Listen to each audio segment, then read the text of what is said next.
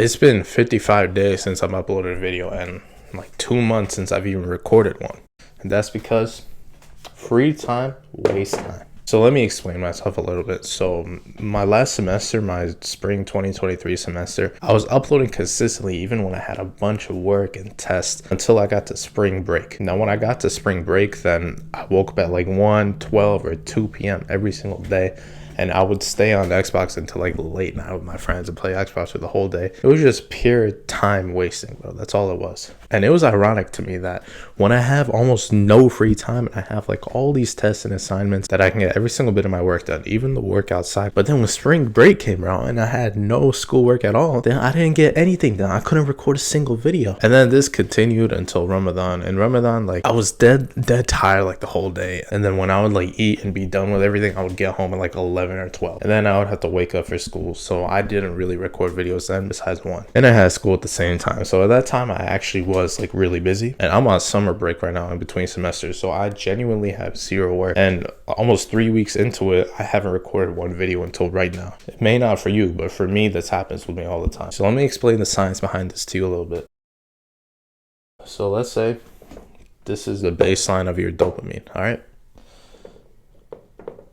Oh, you can't even see that.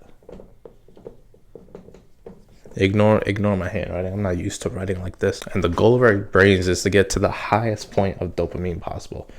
The highest point. So let's say I have a completely free day. All I need to do is just record one video or go to the gym. When I wake up, I think to myself, oh, I got a lot of time. Let me just scroll a little bit. Let me go play video games for a little bit. I have the entire day. Let's say this is the amount of dopamine I get from doing my work. That much.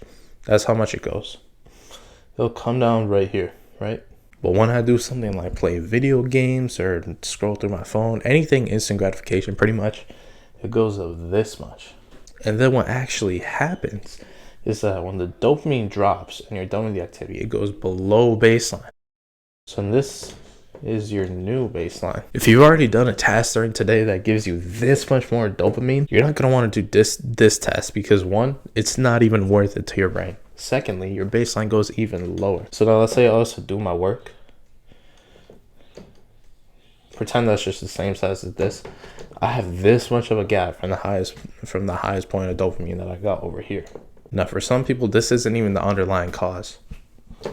For me personally, it's a mix of both of these things. But one of the kind of side effects that I've gotten from the school system is that it's adjusted us to only do work when we're told to do work or when we have a due date. For me and like so many other people I know, it's hard to do things that nobody's holding us accountable for because nobody's even asked us to do it. So I've been trying to do this no sugar for a week challenge for a while, right? I didn't do it. I was just kept delaying it. And then one day my friend came up with the idea. He was like, yo, do you want to do a no sugar challenge for the week? There's a lot of benefits to it. There's a lot of negatives to sugar. And I was like, sure. There was absolutely no way for him to know if I would eat sugar or not. But I stuck to it so closely, I did it. If this was my willpower normally, when he asked me to do it, my willpower was all the way up here, all the way up to the ceiling.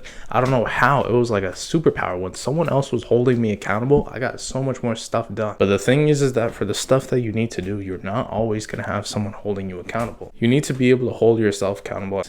And like I said, this is one of the things that the school system did. It's difficult for ourselves to hold us accountable and do our own work without someone else telling us to. So what are ways you can combat this? What are ways you can get over this and become your own teacher where you don't have to take orders from anyone to get stuff done? Number one.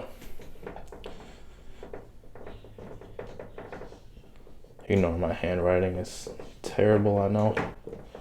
Emotional control.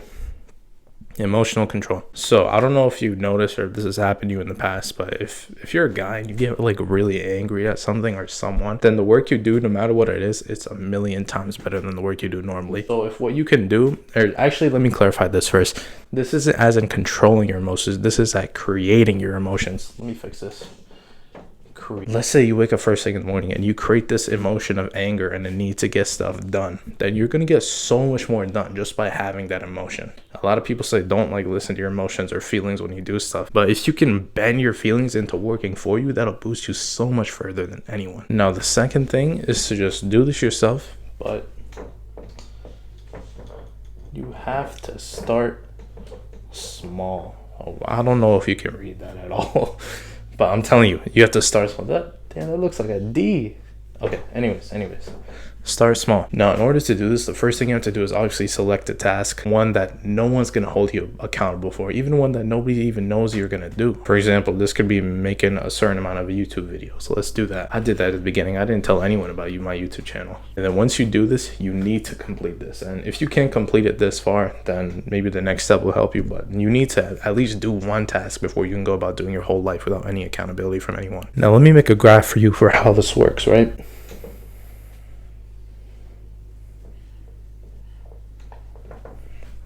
The first step, it's the hardest to scale. It's the most distance, it's the steepest. But then after that, it gets less steep, and less steep until it's just flat. This first step is going to be the hardest step to do. But if you can get the first step done, then the rest of the steps are just going to get easier from there. And if you combine this with emotional creation, then you can go here 2x, 2x, 2x, maybe even 3 times the speed. This first one is tough to do, and I don't really have a tutorial for it, honestly. But anyways, the third one, if you combine all of these, then you're going to be superhuman. But this one is... Oh, let me come over here and write it real quick. Accountability partner. Now, if you have someone holding you accountable for every single thing you do, let's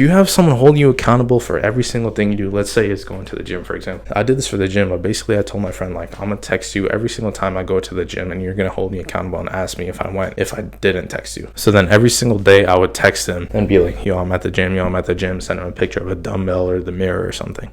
And then like 5-6 days in, I didn't even need to message him and I was at the gym. But if you can get this done, it'll instill into your mind so much better. This is going back to the example of the no sugar challenge. My friend would have no way of knowing if I had sugar or not. But with that, I just completely skipped all the stairs and went up to this flat line. Now, this looks absolutely terrible, so let me write it again. If you can combine all 3 of these, your success will be unimaginable. This is how the Tate brothers got so rich, and any other group of super successful and rich people use this exact formula. Free time is something that the people who can do this would kill for. They would kill for an extra hour in the day. They would kill for an extra 30 minutes in the day. If you can combine all these, start off your day with low dopamine tasks, then you won't have any free time anymore, because it's all going to be grind time, and you'll be so successful you can't even imagine it. I'm going to do this formula for the next few months, and mark my words, you will see my progress. That's all I have for you for today. So make sure you applied what you learned in this video, and I will see you in the next one.